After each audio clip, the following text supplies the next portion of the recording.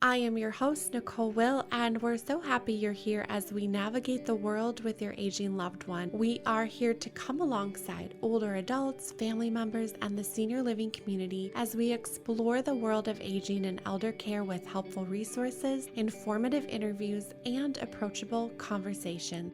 We get to do this together, so join us on our journey, and this is the willGather podcast. Every single one of us comes with a life story and preferences and hobbies and interests and family dynamics and everything that makes us who we are. How do we share that story effectively when other people are taking the reins and caring for us? CareStory is a technology platform, an empathy platform that improves empathy towards the resident and the caregiver. Today, we visit with Nicole Shute. Leading the client success with CareStory, they help seniors speak up, stand out, and CareStory is a non-medical digital solution. It provides holistic, person-centered care for senior residents, caregivers, families, all through the use of your smart device. Today, Nicole and I talk about why your loved one's personal story matters, why empathy matters, and how we bring that into our care with others. Here is my interview with Nicole Shute. Hi, Nicole. Welcome. This is so fun to finally be able to do this interview with you and visit with you. Yeah. Thank you so much for having me. You have a great name, by the way. I love it. Yeah. That's so good. I knew we were kindred spirits, right? We really were. Exactly. Yeah. Well, I just would love for you to share with us about Care Story, which is why we're Yeah. here, and to talk more about why our loved one's story matters, why empathy Yeah. matters. It And does. but I first would love for you to tell us more about yourself and how you got involved with Care Story and what it does. Yeah, I'd love to.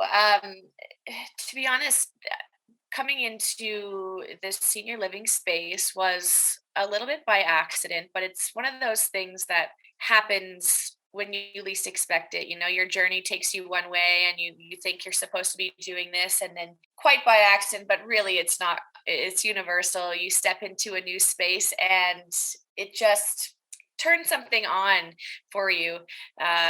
In background, by background, I'm an educator, I'm a teacher. My last teaching job was teaching grade 12 English and a very low level of English as a second language. And I love to teach. I really, really do. But I wanted to do something a little bit different because education doesn't just happen inside the classroom, it can happen a variety of different places, different ways. And I don't know, I stumbled across CareStory and I met with the CEO and he was really telling me about it. And we were having a conversation about senior stories, and it really brought up some memories that I had as a child, not all good memories, that made me realize how important it is to really have your loved one's story told and give them their voice back when they are in situations where they may feel a little bit powerless or out of control. So I had no idea what I was getting myself into. I just decided to take a chance, and I ended up falling in love with the space and what it means to be somebody who really wants to make a difference. And I've realized that this space is it's a very small world in a lot of ways, and there are a lot of people who are trying to change the narrative a little bit of what long-term care and these quote unquote nursing homes, which they used to be referred to, really are now, and how they were before. So it's been a lot of fun meeting some incredible people, meeting you, for example, and just having a conversation, because I think that's how it's going to start. It's being honest about our experiences and what it's like today. So it's been a lot of fun, and I'm very excited to be here and to continue to grow within the space. Yeah, I'm so happy you're here. I'm so happy we got a chance to meet. And you're right, it's a small world. Yeah.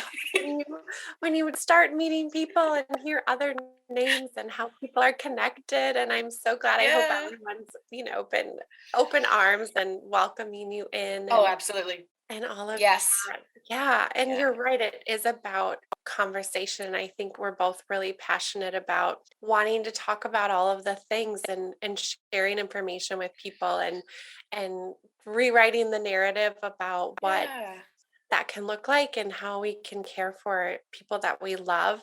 You specifically had some experiences with your grandfather I did. grew older and he lived in his home, and then also a great grandmother that lived in a nursing home. What Yeah. was that experience like for you and your family? The very first experience I've ever had with a nursing home, I was about 7 years old, I think, and it was visiting my great grandmother.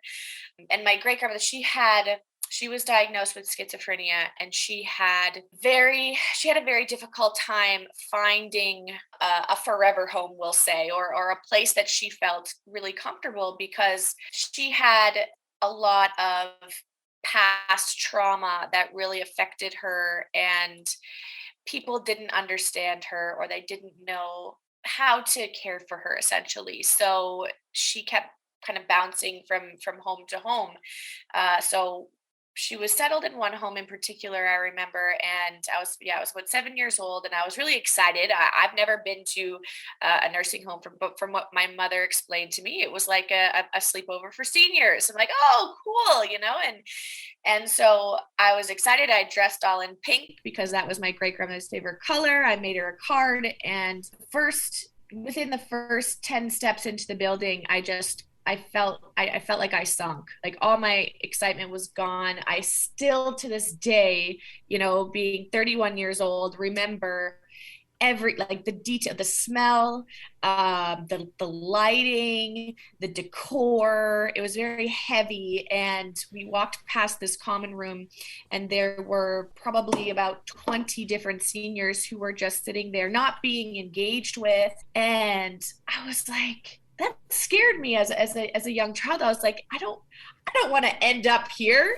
Is this what it means to grow old? This seems scary. And I left with a lot of questions that day. And it was never really talked about. It was like, this is just, and my mom would, do you want to go visit great nanny? And I'm like, no, not really. Like, it made me a little bit nervous. So when my grandfather was getting old, he was diagnosed with stomach cancer, and he was in the Navy for 37 years, and he was a very independent guy. And let's just say he knew what he wanted and he knew what he didn't want. And he didn't want help from anybody. We'll say that. He very much valued his independence, and there was no way that he was leaving his home, which is fine, of course. My grandmother had died a few years before, and she was cremated, and he had a little place for her in the living room, and that was his home.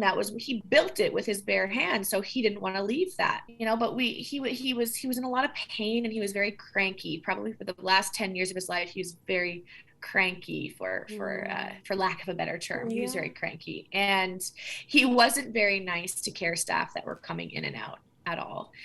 So it was very difficult. It was very difficult that we felt helpless. We felt like we couldn't get him the help that he needed, also deserved. We didn't really know what to do.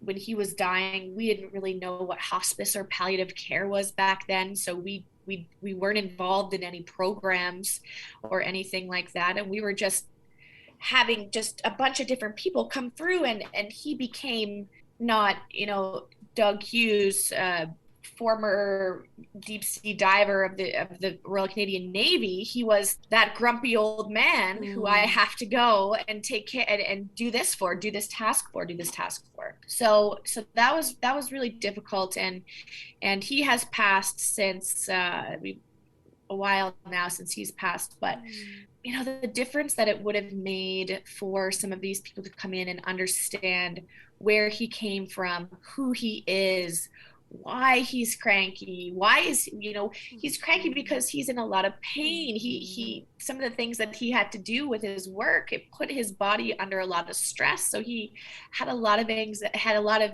arthritis and just a lot of different things. But he was a very interesting man. And there was one guy that came in, and he was also in the his father did time in the Navy, and they had a big conversation, and he was able to, accept that help from him because they had that rapport, they had that connection, and it was really nice. So yeah, it was definitely a challenge, and one that we haven't forgotten, and one that I really take with me as I'm doing the work with CareStory and I'm stepping into the space. And they connected, that caregiver that was able to care Yeah. successfully for your grandfather, they connected because of that shared story that they had. Yep. Yeah. Yeah, they did. I feel like you perfectly summed up what people's perception can be of, quote unquote, I'm using air quotes, nursing home, where they might have had an experience many years ago as a young person, and then that is what they think that it's like. Yeah. And we know logically that it can be different. Yes. But it's so true that if you don't have a lot of interaction with it currently, we go back to some of our first memories of what that experience could be like. So challenging people to think outside of, okay, there's a possibility for things to be new and different. And with offering CareStory, in the sense that there are so many great companies available that are making that experience a little bit better for people and for families. Yeah. Before we really dive into some of those wonderful personalized care memories with using story and empathy, can you tell us, what is CareStory? How does it work with older adults, whether it's in their home or in a senior living community? Yeah, CareStory is a platform that really captures who the person is, whether they be young or old. I know our main focus is in senior living, but it can be used by anybody. And what it does is it's a way to really bridge that gap, not only from storytelling and who the person is, but also communication, and connection with families, their loved ones, and the staff that provide care for them. There's a lot of different levels to it. When I was building my grandfather's profile just for my own therapeutic purposes, not that he would use it, but it was really nice to conversations that I had with my family, and the things that I learned about my grandfather that I didn't know was really amazing. We have a big family, but I find that you have family that has pictures or stories or memories that aren't really known to everybody else. So CareStory is a way to collaboratively build something together. The family members and the staff can also build as well, and just really capture the essence of the person that they're caring for and really get to know who they are and communicate effectively. Yeah. And how does that happen without something like CareStory? How have we communicated those interests in the past, or currently, if we don't have something in place that easily captures that? In long-term care, you have a lot of amazing staff that really dedicate their lives to getting to know the people that they serve. And you'll have staff there for years, whether it be PSWs, whether it be nurses, whether it be volunteers, dietary aides, anybody who have been there for so long.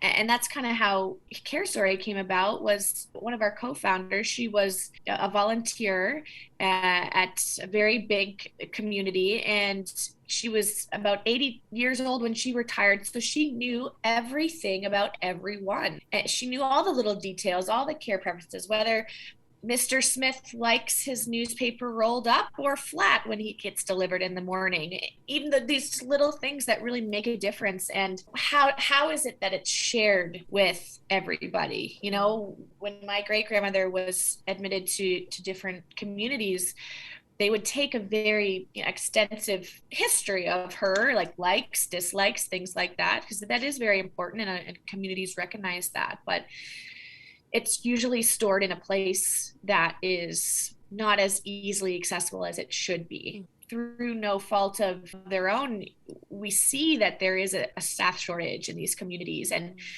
there really isn't a lot of time to be running back and going through outdated binders, or if you're a volunteer and you don't have access to charts or EMRs. And you're gathering this information, but how do you share it? Is it through word of mouth? Potentially, but what if everyone had access to it? What if everyone, whenever, had access to it through a QR code that could just be scanned and see, oh, yes, my grandfather liked to be approached with asking him about this particular story of him in the Navy. He loves to tell that story. It makes a big difference. It does. I can attest to that. When I would meet my patients for the first time, we would do that initial intake assessment, and you'd capture all this information and what their interests were and points about their life and who their family was, and we would put it in the chart that would be behind the desk that no one else really would have access to, or could access it online through our care program. But the reality is, when you're having those quick interactions, or volunteers come in, or you've delegated that patient care to someone else for the day, there wasn't a really easy way then to have that information really quickly. It would have made my job so much easier if I could have had all of that access at my fingertips when I needed it. So I can completely attest to how that information isn't dispersed very easily. And another question is, what do you find, or what happens when that care is not personalized, when we don't have access to be able to see that personal story? A lot of things can happen, and we've heard a lot of negative things in the media. The media seems to showcase a lot of negativity in long-term care, which is not always the case, because everybody in long-term, let's face it, we're not in this industry for the ginormous paycheck. We're in this industry because we care, and you do the best you can. But if the interactions aren't personalized, or you really don't know who this person is at the core of who you're caring for, it can start to seem a little bit like a task.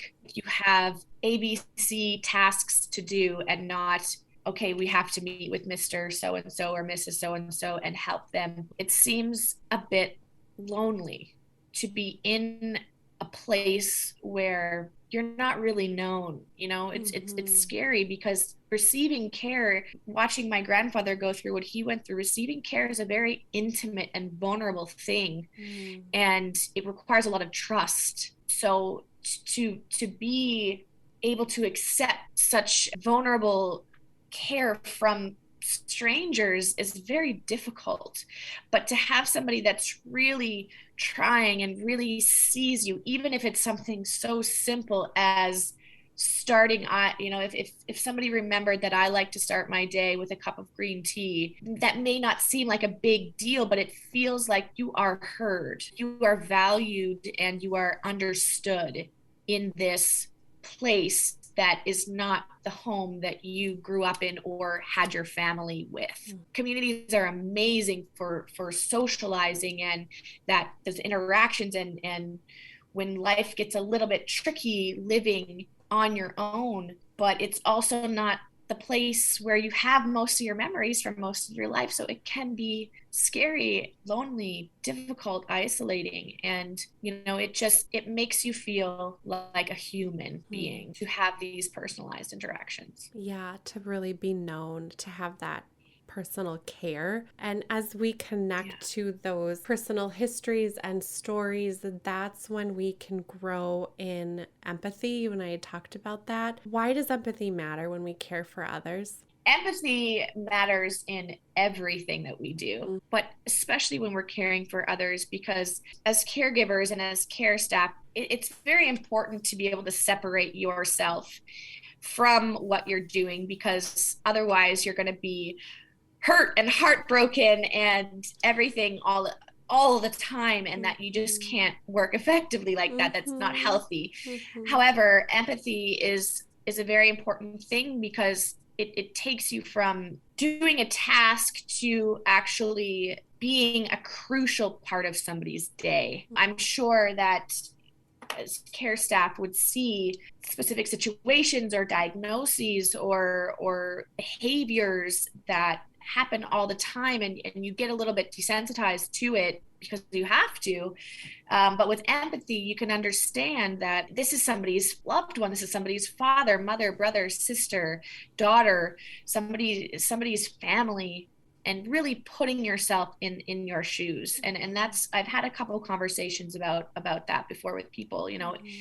One of the biggest things that care staff really use to evaluate their level of care is, would the care that you're giving to this person be acceptable for you or for your other family? Would you be happy with that? And it makes all the difference in the world, because it does take that. You're more likely to take that extra step. You're more likely to take that extra 30 seconds to have that story, because you can put yourself in that person's shoes, and you can understand what they're going through and empathize with that. When you can see someone's history and what they love and who loves them, they become this real person, and they are Right. real people that we care for. But when days can be busy, like you mentioned, being able to decipher between I'm completing a task versus I'm really caring and loving someone, and because I know them and I understand what their needs are and who they are and what makes them tick and what brings them joy. I mean, there's a lot of really wonderful things that can come out of that care also. And so being able to connect that is huge. We're able to have that empathy for them and care for them.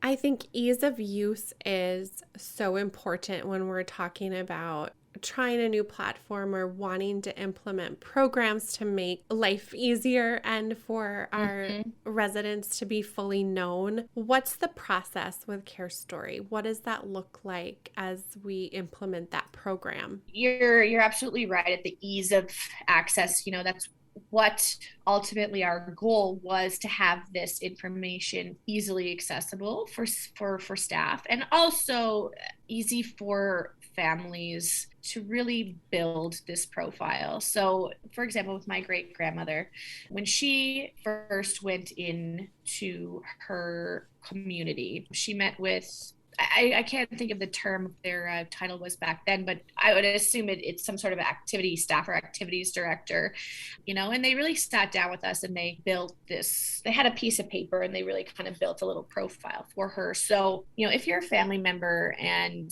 your loved one is going into the community for the first time, what we do at CareStory is we work together with the executive or the administrator of the community to give you the credentials to the profile, so that you can start putting things in and information so that the community knows who your loved one is before they even step foot on their first day. So once you get your email, you can set your password and sign in, and there's prompts for you, so you know exactly what to add. So when I was building my grandfather's profile, I knew, okay, I'm going to put his name, his pictures, his profile picture. And I started off with the family support video, which was a video for me to speak to care staff, or speak to him actually, should he give care staff a problem when he was being extra grumpy and stubborn.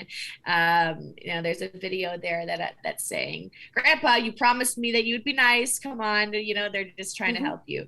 And then you can start writing a little bit of a social history. You can put their care preferences. For example, my grandfather, he really respected people who came in and addressed my grandmother, even though she was on top of the TV stand, so it just coming in, say, "Hey, bye, how you doing?"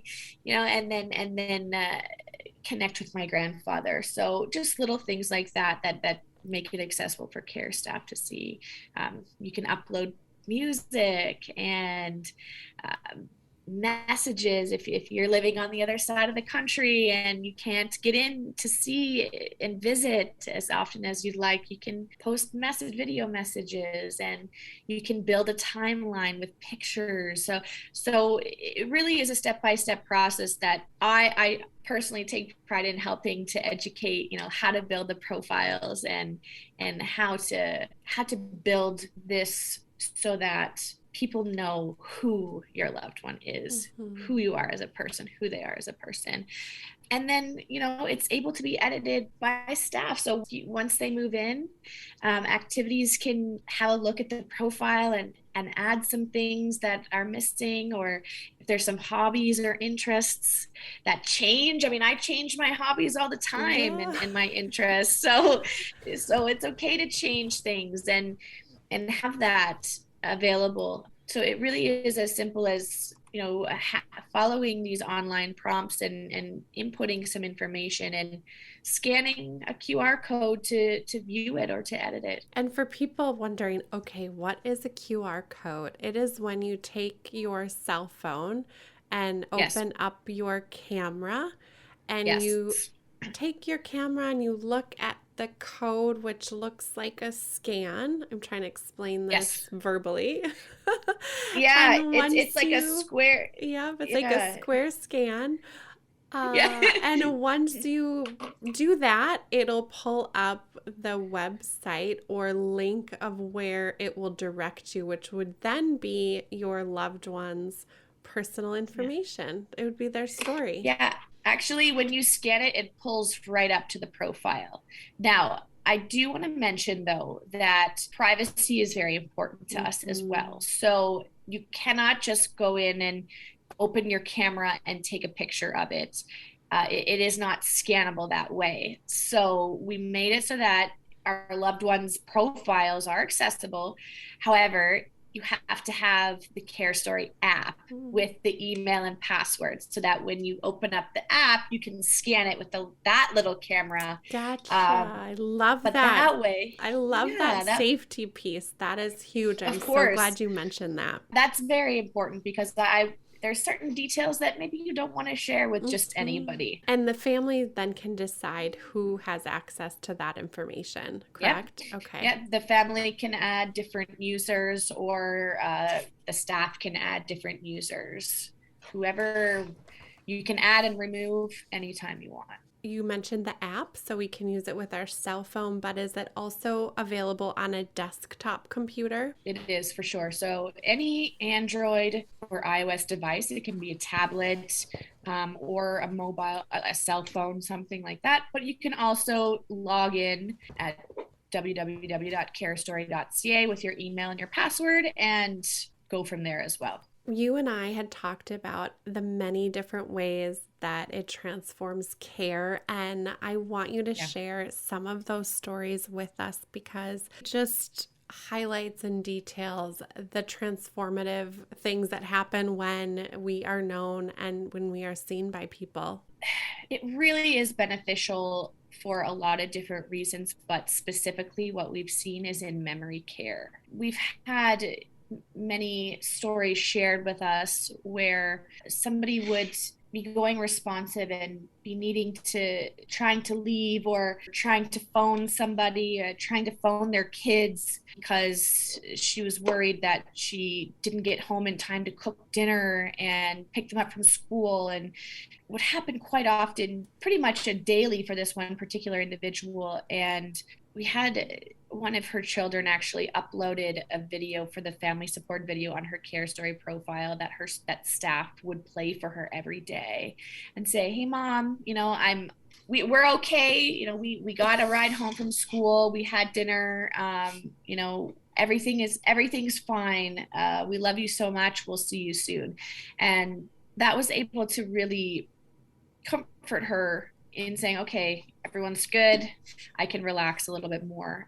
So care staff would play that for her every day. Hmm. Every day it would be there instead of calling, or, it's right there for her to see. One other thing that I will mention, this is actually how CareStory came about. I was mentioning my co-founder's grandmother who was volunteering and up until she was 80, and when she retired, our co-founder took over for her, and his father-in-law is actually there as well. And he was visiting him one day, and he heard a commotion out in the hall, and there was a particular resident that he knew who had dementia and was in crisis mode.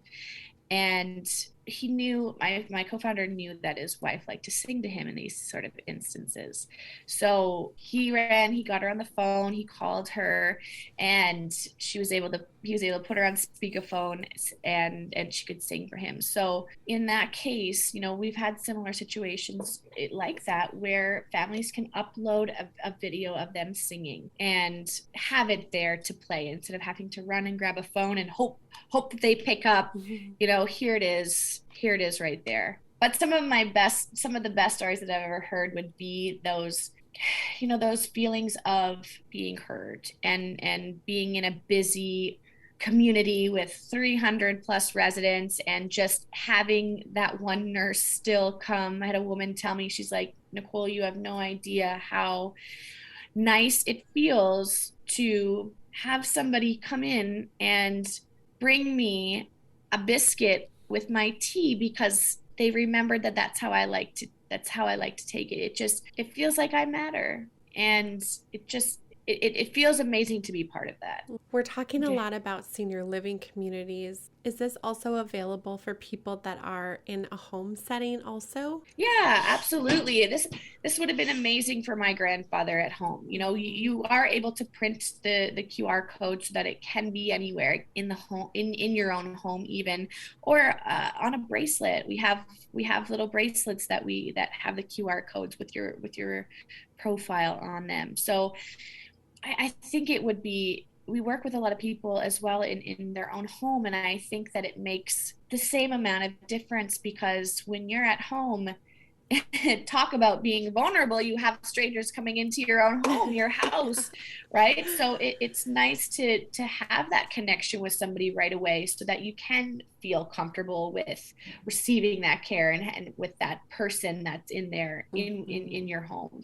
in your intimate space. Especially in a home setting, you've got different people coming at different times, and they're not probably as connected potentially with the care team that's organizing that. But to be able to have up to the date information at your fingertips more readily is a huge benefit to the family and the older adult. Yeah, absolutely. This is obviously more of an extensive platform, and will direct people to your website. Where can people learn more, get in touch with you guys, ask questions? Our website is www.CareStory, so CareStory.ca. But if you'd like to have a conversation with me about it and learn a little bit more personally, you can contact me directly at Nicole, NICOLE.S @carestory.ca. That's so great. And we'll put all of that information in our episode description so people can click on the link and be able to find out more about CareStory. Thank you for sharing your personal story, how it's benefiting people so much. And I love the idea of really focusing on that story matters. It creates that connection, it creates that empathy, it helps us deliver even better care. Yeah, and thank you so much for having me and listening to my story and really doing what you're doing. It's really been an honor to have this conversation with you and to be part of you helping to change that perception and to really break apart some of these memories that we may have had and learn about what senior living really is like today. So thank you so much for all that you do, Nicole. Oh, thank you. Thank you for listening today. If you enjoyed our episode, please subscribe and give us 5 stars. In all honesty, we'd love to hear from you. Thank you so much for listening to our episode.